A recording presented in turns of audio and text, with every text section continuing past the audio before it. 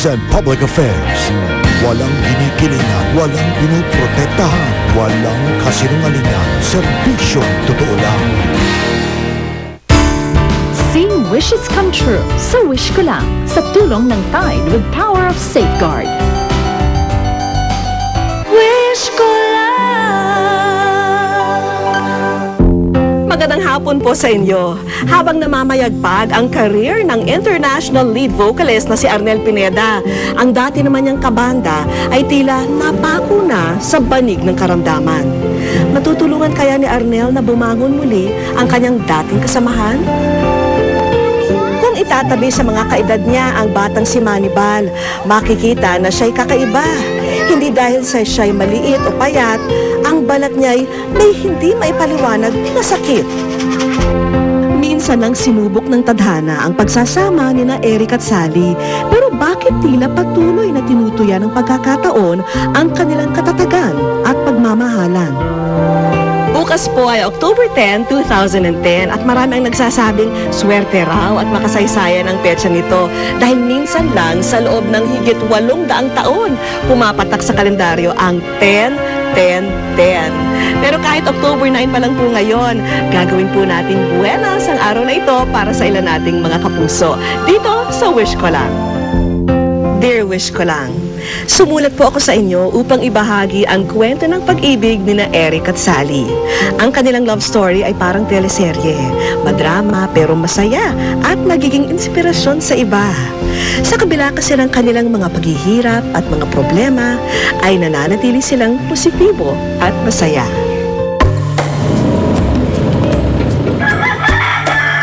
Dito sa Rosario, Cavite namin natagpuan ang isang masayahing manikurista, si Sally. Suki na niya ang mga kapitbahay niya rito, pero minsan naantala ang kanyang pagtatrabaho. Sa mga ganitong pagkakataon, batid ng kanyang suki ang dahilan. May karamdaman kasi ang kanyang mister na si Eric at tanging si Sally ang matyagang nag-aasikaso sa kanya. Yung pong para po meron kaming komunikasyon, yung cellphone po ng tita ko, pinahiram sa kanya. Tapos po yung mga contact number ng lugar na pupuntahan ko, sasabihin ko lang sa kanya na doon mo ko anuhan, pupunta ko sa Mikanto. Meron pong naka-indicate na number doon. Doon niya lang po ako tatawagan pag sumasakit yung tiyan niya. Normal at wala pang sakit si Eric nung nagkakilala sila ni Sally. Nung nalipat ako dito sa Cavite, nung kinuha ko ng ate ko, nag-apply ako ng trabaho, natanggap naman bilang isang machine operator. At dito na sa lugar na to kami nagkakilala ni Mrs. Ganun lang po. Typical na pakilala lang po. Tapos, parehas po kami nagtatrabaho sa EPSA. Pinaka-sweet ho. Naku, Diyos ko po. Ano ba ang binigay niya sa akin? Talaga yung buong isang namin, masaya kami. Talagang malambing siya. Noong 1997, sikretong nagpakasal sa huwes ang magkasintahan. Nakaset na kami. May pasok pa nga po ako noon Kaming dalawa. Parehas kami pabrikante. Ngayon ako ikakasal. Ngayon lang din ako nagpaalam. Ma'am, di ako mag-OT kasi kasal ko na ngayon Kasi ang iniisip namin noon, kung ikakasal tapos ipangungutang, magsasama kami, may utang na agad. 1 year lang kami nagsama nung nakaramdam na ako ng pananakit ng balakang, ng bewang, ng likod, ang paa. Sa paglakad hirap na ako lumakad. Hindi pa lumalabas ang ko noon, ang psoriasis ko noon. Nagkasakit ng osteoarthritis at psoriasis si Eric. Bukod pa rito, 2 beses nakunan si Mrs. Gayunpaman, nakikita pa rin ng mag-asawa ang kagandahan sa kabila ng mga pangyayari. So, practical din siya. Iniisip niya, lalo na natakot din siya doon sa sinabi ng doktor na yung sakit ko nga daw namamana. Mahirap para sa amin kasi kaya kami nagpakasal kasi nga alam namin sa kaya namin. Dahil antimano, ayaw namin humingi ng tulong sa nanay ko tsaka sa tatay ko. Nung time na yun wala na, kinaya pa din. Kaya lang, hindi ko na talaga minsan alam kung paano gagawin.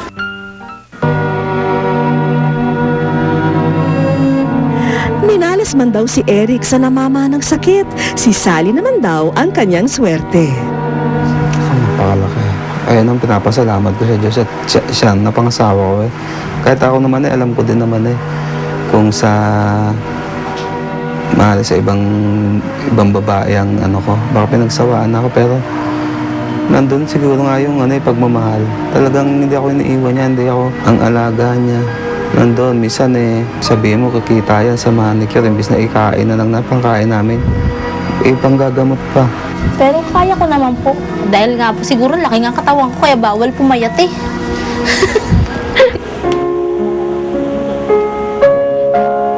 Higit 10 taon na ring nakikibaka si Sally sa problema sa pag-aalaga at pagpapagamot kay mister. Pero di rin niya kayang isuko at iwan na lamang ang kanyang asawa. Pantahin nyo lagi yan ang kausap nyo. Tapos, kaya sabi ko sa kanya, hindi na din kita ibibigay sa nanay mo. Dito na lang tayong dalawa.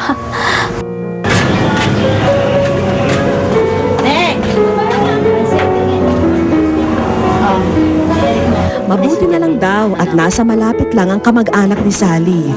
Kahit paano, nauunawaan din naman nila ang kanyang sitwasyon.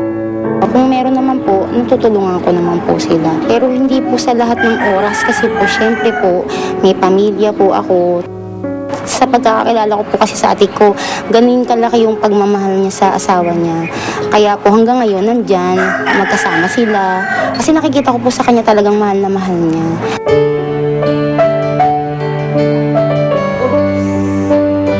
Mabigat man ang pasanin sa kanilang samahan, si Eric lang din daw ang nagpapagaan sa kalooban ni Sally. Yung asawa ko, pag po yan kami siya rin ang nagpapatawa sa akin. Kaya po siguro nga, ganito ang sabi nga nila, bakit hindi ka na mamayat? Sa laki ng problema mo, sabi ko, paano gagawin ko? Mag-isip man ako ng mag-isip. Iyakan ko man ng iyakan yan, tapos nakakuha ko dyan. Yung first 2 years na hindi ko alam kung ano nangyari sa amin. Yun na yun. Ngayon, kaya ko nang tanggapin. Ano? Ako dito. Oh. Ay, ganda. Hanapin dito tayo. Ay, Diyos ko yan. Tulong baka aga-aga pa eh. Sino man ako dun? Okay, dito ko sa tabi ko. Minsan konsolasyon na lang sa akin yun pagka minsan kasi ako kahit na paano tinatago ko din yung hirap na natin. Minsan pinapatawa ko yan. Madali kong patawanin niya, alam kong tanggal na pagod niyan pagka ganon. Masaya siyang kasama pag kami merong kahit may problema, dumadating po talaga yun, di po ba? Kaya lang, masaya kami dalawa niyan. Pag nawala din yan, ay naku, malulungkot din ako, maluloko pa nga yata. Siguro ako, pag yan ay nawala sa akin. May isang dekada na rin na tila bihag na ng wheelchair si Eric at mula noon, tila nalimutan na nila ang mga mahahalagang okasyon sa isang tao. Simula nagkasakit ako birthday ko Parang lang din yung pagkaraniwang araw, lumilipas. Pagka basta birthday, minsan pagka yung araw kasi ng linggo merong misa sa TV. Ayun, doon na lang pagka nanonood. Para sa mag-asawa, walang kasiguruhan kung ano ang dala ng bukas sa kanila. Pero isang bagay lang ang maipapangako nila Sally at Eric sa isa't isa. Mahal na mahal ko siya. Sana huwag siya magsawa, huwag siya magbago. Sana palagi siyang malakas, maging matatag sa mga pagsubok na dumarating. Hanggang gaano katagal yung pagtitiis namin dalawa, magsisilbihan ko siya. Basta malakas ako, kaming dalawa magsasama pa kahit kailan. Walang iwan ang kaming dalawa.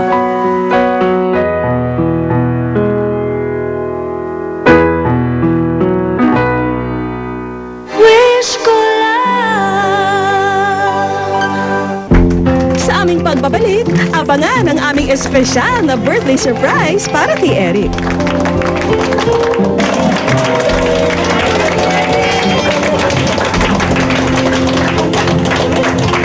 mamaya. You gave me a chance to be who I am right now. So maraming salamat sa'yo. And Hindi Carrie Bells